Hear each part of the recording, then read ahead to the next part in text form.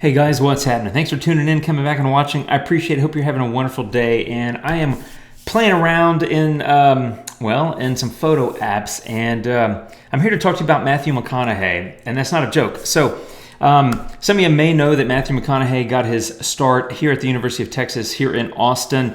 And one of his breakthrough early roles was in a movie called Dazed and Confused. There's a scene in there at a place called Top Notch Hamburgers, which happens to be like, 3 miles, 4 miles from where I live. It's got a really cool sign. So let me just show it to you. Here's the sign. And I've been by so many times, and I have so many pictures of this sign, day, night, whatever. I was out the other day taking some photos, kind of playing around, and I took this photo, and I thought, I like signs. I like signs, and I like to just try different things with them. It kind of gets my creative juices flowing. Plus, just that whole Americana kind of, vintage sign thing, it's just a thing that I like. So I took this photo with the intent to turn it into something. And so what I did is I went into Topaz ReMask. Now, if you do not have ReMask, you can correct that by getting it at the link below, which is an affiliate link. I've done videos about it before. I'll put a link up there to show you kind of a tutorial. This won't be a tutorial, but I'm going to walk through what I did in the masking, because what I did was basically separate the sign, basically remove the background and stick in a new background, and that new background was a sunset sky.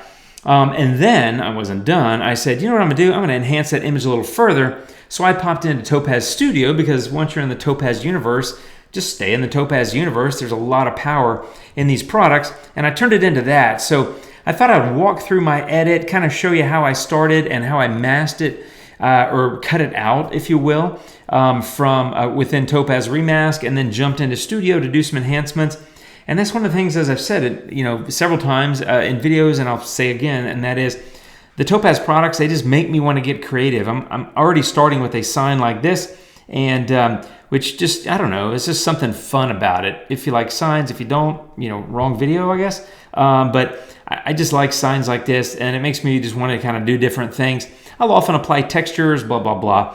This time I did that. Let me show you how. Let's hop into ReMask right now.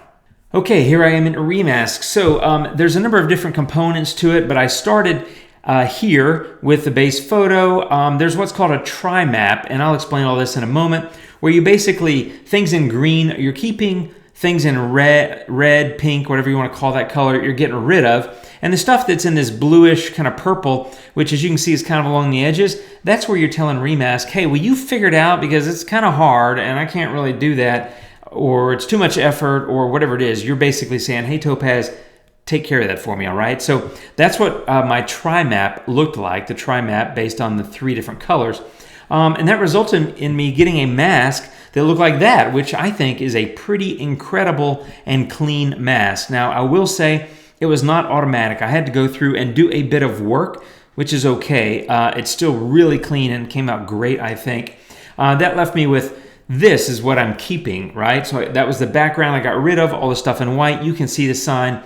And the reverse of that is the cut. I basically cut out the sign before I stuck in the new sky. So I'm going to reset all this stuff, and then I'm going to show you how I did that and walk through this part of the tutorial. Okay, here we are with my top-notch sign, and you can see it defaults to green, and it defaults to this tri-map tab. There's multiple tabs across the top, as I just showed you. There's the original, but you start on the tri-map, and you've got a couple of different things. Again, this is not a full tutorial. I've done that. I will share that link there, as I mentioned earlier. But you can really quickly start to isolate your subject, so I'm going to start doing that. I'm going to come along here. I'm going to right bracket key to make my my edge a little bigger, and you can come along here and just start drawing these edges here. And I'm going to do that, go around this hamburger. And I'm going to keep talking to you while I do that. Otherwise, you're going to get really bored really quick, and you might be already. So I'm going to go like that. Here's a cool thing about these straight lines. It can be painful to sit here and draw those straight lines. So the easy way to do that is get your left finger over here on the Shift key. Don't hit it yet.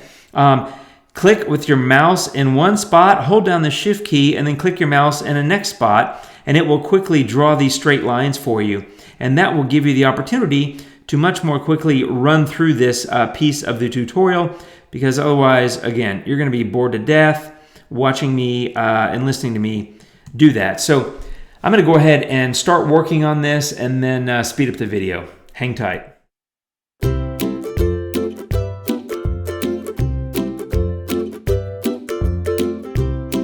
Okay, I've got the outline done pretty well. I'm going to come down here to this fill section. I'm going to click red, and I'm going to click that, and that just filled the entire area outside of that in red. And that's one of the beauties about ReMask. It's very smart like that. So I'm coming in here and I'm clicking in these other little green boxes, if you will. And there you go. I now have my outline effectively done. I'm going to say compute mask, and it's going to come through and sort of figure it out. And there you go. Now you see I got some areas I need to work on there and there. So let me dive into that. And once again, I'm going to go ahead and speed up the video. But what I typically do is I bounce between these multiple pages, the try map, the mask, and the keep. Because the keep allows you to kind of see what it is. You can see down here it's kind of a mess. So in fact, I'm going to do that. I'm going to take this green brush and I'm just going to come over here and kind of paint along. And I can also do the same thing with the shift key here. So I'm going to say one mouse click there and a shift over to here. And that kind of fills that out. I'm going to shift up to here. There you go. I'm getting a little sky. So here's where I start coming in and customizing. Let me clean this up and then I'll be back to you in a second.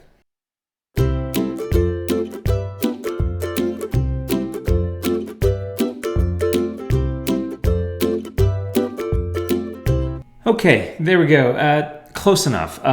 This is going to take a while. Some of the edges are challenging just because it's so small, and you know it's not a straight shape. But I think it's pretty good. I'm feeling pretty good about it. Now, here's the other nice thing about Topaz ReMask is you have the edge hardness over here. You can just kind of increase that, and that helps kind of clarify those edges, which I think improves the mask. You also have mask strength. You can kind of see. I think you can see what happens there. It kind of broadens the mask a little bit. I don't know if that makes sense. And then edge shift, that's helping a little bit as well, except for right over here.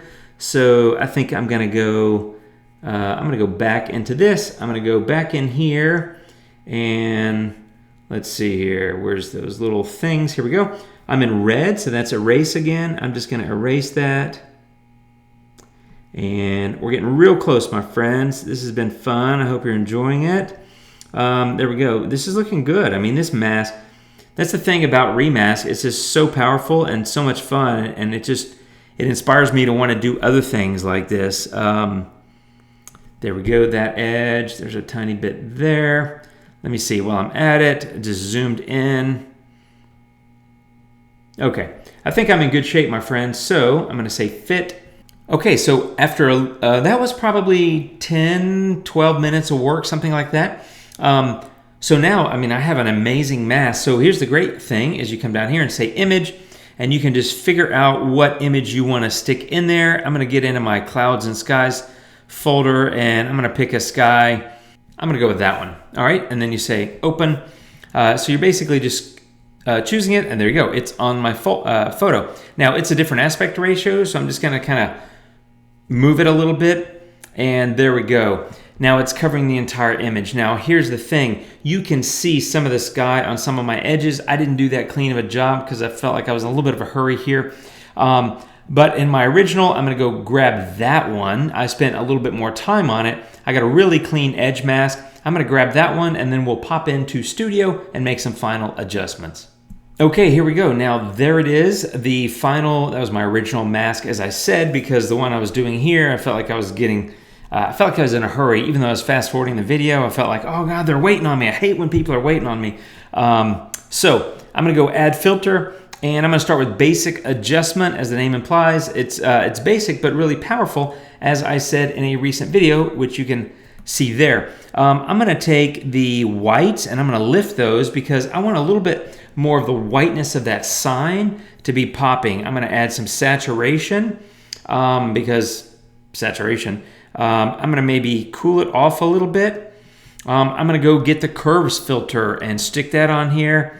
I'm going to get a little bit of an S curve going just to give it a little bit more drama. I'm going to go get basic adjustment again, and I'm going to get in these whites one more time and lift them again because I really want that white to pop. And that was really it, my friends. Just two basic adjustments, really just to make those whites pop. And the curves filter, let me show you what curves did. There's before and after. You can see it really does pop the colors quite a bit. And all I did was a really basic S curve. I didn't even mess with any of the colors there. So something to think about when you're adjusting contrast, it can make colors pop. So I was able to go here in Studio in just a couple of moments from that photo, cut out the sign, added a new sky. Most of that, obviously all that work was in ReMask.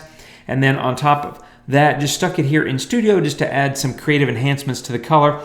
And that's really it. A fairly simple and straightforward workflow, taking advantage of the power of ReMask and then coming in here to Studio to use a couple of filters just to give it a little kick. I just wanted to say, you know, hey, this is something I imagined and this is what it would kind of look like to me. This is Jim getting artistic and creative and just having fun experimenting with the tools. And I like to do this partly because it gives me ideas about things I can do on other photos where I actually might want to create something that's more photorealistic. I'm just having fun, trying to be creative and trying to share some ideas to maybe inspire you to go do some creative things with your own photos. And that was really it. I just wanted to walk through a couple of examples of how I use ReMask in combination with Studio in my workflow to create kind of, in this case, sort of a fantasy idea of what I could have seen, if you will, and just how to get a little artistic with some of the capabilities of these products. And that was it, my friends. So thank you for watching. I do appreciate it. Hope it gives you some ideas, maybe inspires you to try something of your own. And I'll see you real soon. Have a great one. Thanks for watching. Take care and adios.